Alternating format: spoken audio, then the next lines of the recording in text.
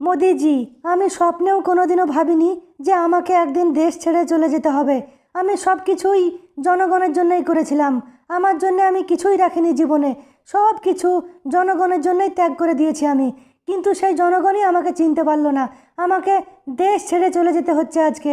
আমার খুব দুঃখ হচ্ছে, আমার খুব কষ্ট হচ্ছে মোদিজি। হাসিনা বাবু, এসব কথা এখন বলবার সময় না। এখন আমাদের তাড়াতাড়ি করে ভারতে ফিরতে হবে, আর না হলে পিছনে জনগণ লেগে আছে আমাদের। যে কোনো মুহূর্তে আমাদের ধরে ফেলতে পারে। তাড়াতাড়ি করে হেঁটে চলো। আরে মোদি চাচা, একটা কথা বলো। তুমি তো ভারতের প্রধানমন্ত্রী, তাহলে আমাদের পায়ে হেঁটে কেন নিয়ে যাচ্ছ ভারতে? আরে প্লেন কোথায়, হেলিকপ্টার কোথায়? প্লেন হেলিকপ্টার ডাকো, তা না ডেকে আমাদের পায়ে হেঁটে নিয়ে যাচ্ছ ভারতে। কাদের ভাই, তোমাদের আমি ভারতে নিয়ে যাচ্ছি, এটাই অনেক বড় কথা। যখন হাসিনা বাবু প্রধানমন্ত্রীর চেয়ারে বসেছিলেন তখনকার কথা আলাদা, আর এখনকার কথা আলাদা। এখন তোমাদের কিছুই নেই, তোমরা এখন ফকির হয়ে গেছো। আর তোমাদের তো আবার বেশি সুখ সহ্য হয় না। তোমাদের আমি হেঁটে নিয়ে যাব না, তাও কি প্লেনে নিয়ে যাব নাকি? চুপচাপ চলো হেঁটে। মোদিজি, তুমি দেখে নিও, আমি আবারও বাংলাদেশে ফিরবো, আবারও বাংলাদেশে ফিরবো। তারপর একদিন না একদিন আবারও প্রধানমন্ত্রীর চেয়ারে বসবো।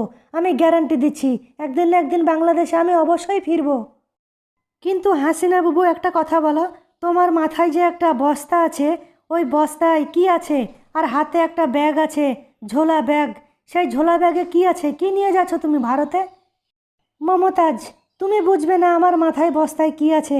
আমার মাথাতে যে বস্তা আছে, সেই বস্তায় আমার বাবার কিছু স্মৃতি আছে, আর বাংলাদেশের কিছু স্মৃতি আছে, আর কিছু বুক, কিছু ফাইল, এই সবগুলো আছে।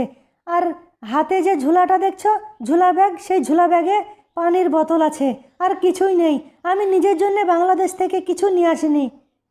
মোদি চাচা, আর কতটা রাস্তা বাকি আছে? আর কতটা রাস্তা বাকি আছে? কাদের ভাই, এসে গেছি, আর বেশি দূর নেই, এসে গেছি। এবার কলকাতা ঢুকবো আমরা। আর ভাই, যারা ভিডিও দেখছো লাইক করো, শেয়ার করো।